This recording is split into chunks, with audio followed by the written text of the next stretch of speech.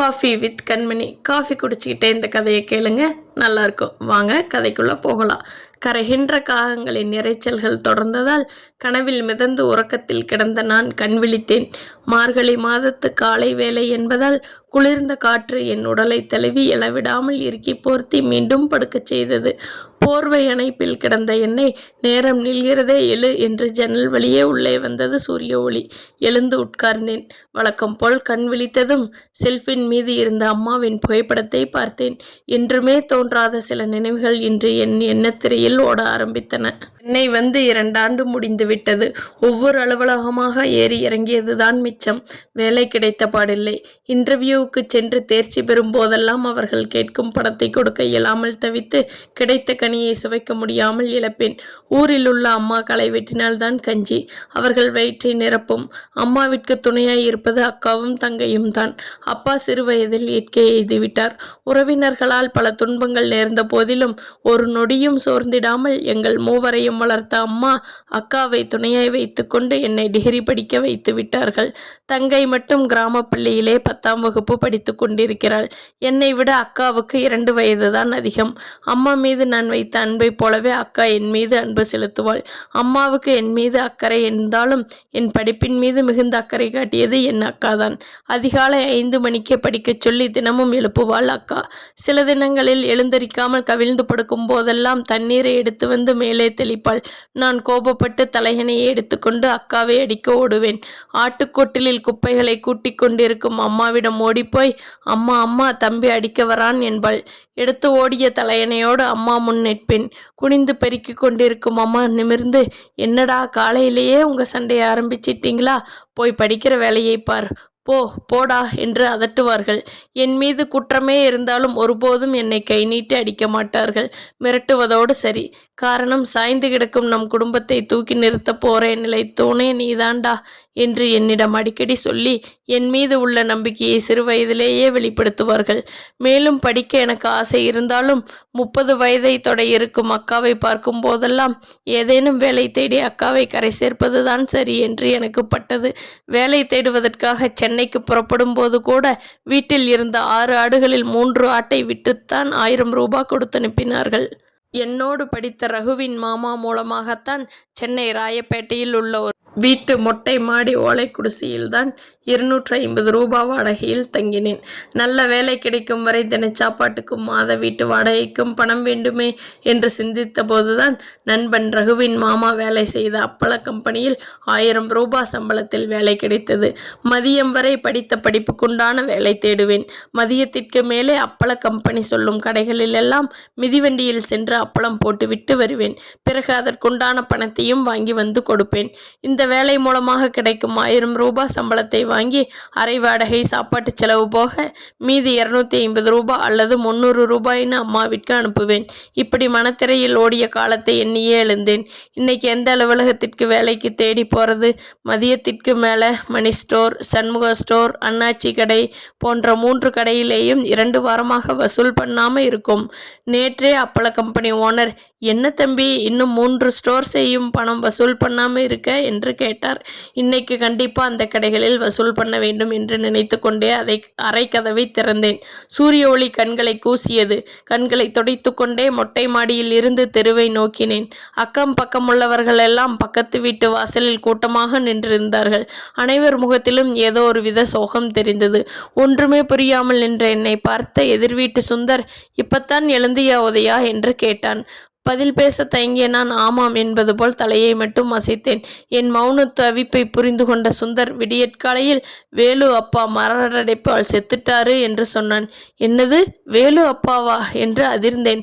பக்கத்து வீட்டுக்காரராக இருந்தாலும் வீட்டுக்குள் வரும்போதும் வீட்டை விட்டு வெளியேறும் போதும், என்ன தம்பி அப்பன கம்பெனியில் வேலை எப்படி போகுது, நேற்று எந்த ஆஃபீஸுக்கு இன்டர்வியூக்கு போன என்றெல்லாம் 2 நிமிடம் நிற்க வச்சு கிராமத்து மனிதர்களைப் போலவே அன்போடு விசாரிப்பார். பச்சையப்பன் கல்லூரியில் படிக்கும் வேலுவும் நல்ல பையன்தான். என்னை விட 5-6 வயது சிறியவன் என்பதால் என்னை அன்போடு அண்ணா அண்ணான்னு தான் கூப்பிடுவான். அவனுடைய அப்பாவா என்ற பரிதாப கேள்வி எனக்குள்ளே எழுந்தது. ஒருவித பதட்டத்தோடு மாடியை விட்டு இறங்கி கூடி நின்ற கூட்டத்தில் புகுந்து அந்த வீட்டுக்குள்ளே சென்றேன். வாயில் ஈ மொய்த்தவாறு வேலுவின் அப்பா உடல் வராந்தாவில் கிடந்தது. அதை கண்டதும் நீண்ட நாளை உறவு பிரிந்ததாக உணர்ந்து வருந்தினேன். வேலு எங்கே இருக்கான் என்று என் கண்கள் பார்த்தன. பக்கத்து அறையில் கவிழ்ந்து படுத்தவாறே கதறிக்கொண்டிருப்பதை அறிந்தேன். ஆனால் வேலுவுக்கு ஆறுதல் சொல்ல முடியாமல் அப்படியே நின்றேன்.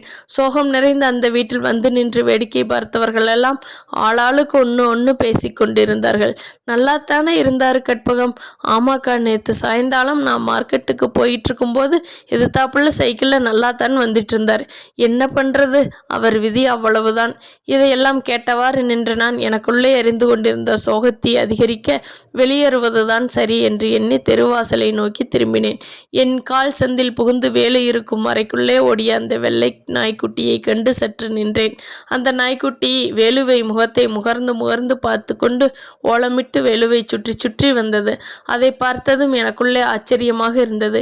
என்னடா அதிசயம் இது! நேற்றுத்தான் இந்த நாய்க்குட்டியை 500 ரூபாய் கொடுத்து வளர்ப்பதற்காக வாங்கி வந்தான் வேலு. நேற்று இரவு வேலு அப்பா என்னிடம், இவனுக்கு எதுக்குப்பா நாய் வளர்க்கிற ஆசையெல்லாம்?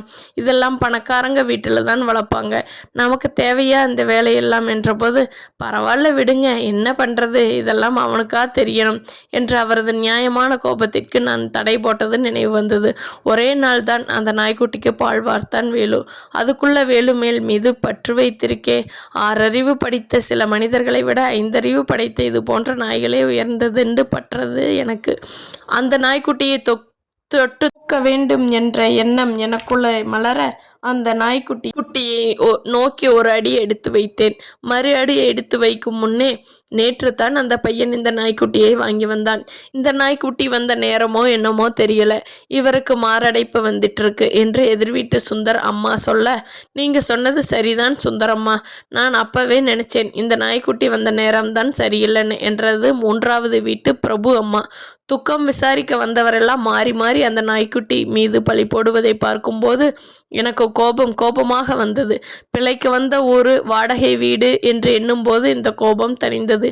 இப்படியே பேசிக்கொண்டிருந்தீங்கன்னா அந்த நாய்க்குட்டிக்கு வந்த நேரம் இந்த வீட்டுக்கு என்னவெல்லாம் நேருமோ. முதல்ல அந்த நாய்க்குட்டியை வெளியே துரத்துங்கப்பா என்றார் கூட்டத்தில் ஒருவர். எதிர்வீட்டு சுந்தரப்பா சொல்ல அந்த நாய்க்குட்டியை தூக்கி வந்து தெருவில் நின்றபடியே தொப்பென்று போட்டார். மனிதாபிமானமற்ற பல மனிதர்கள் பார்வைக்கு முன்னே அந்த நாய் விழுந்து வலி தாங்க முடியாமல் பரிதாபமாக கத்தியது. சத்தமிட்ட நாய்க்குட்டியை சுந்தரப்பா மீண்டும் தன் காலால் எட்டி தள்ளினார். கத்தி விழுந்த நாய்க்குட்டி எழுந்து வேலு வீட்டை நோக்கி ஓடி வந்தது.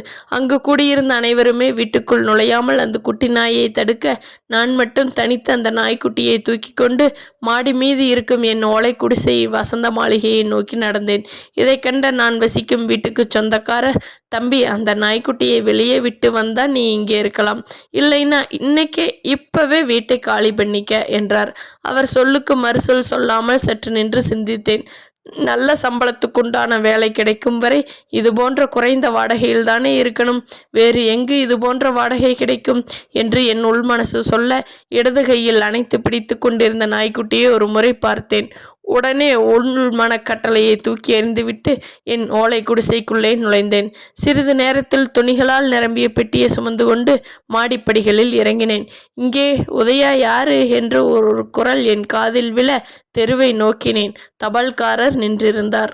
அவர் அருகே விரைந்த நான், சொல்லுங்க உதயா, நான் தான் என்று சொல்லி முடிக்கும் முன்னே ஒரு தபால் தாளை என்னிடம் கொடுத்தார்.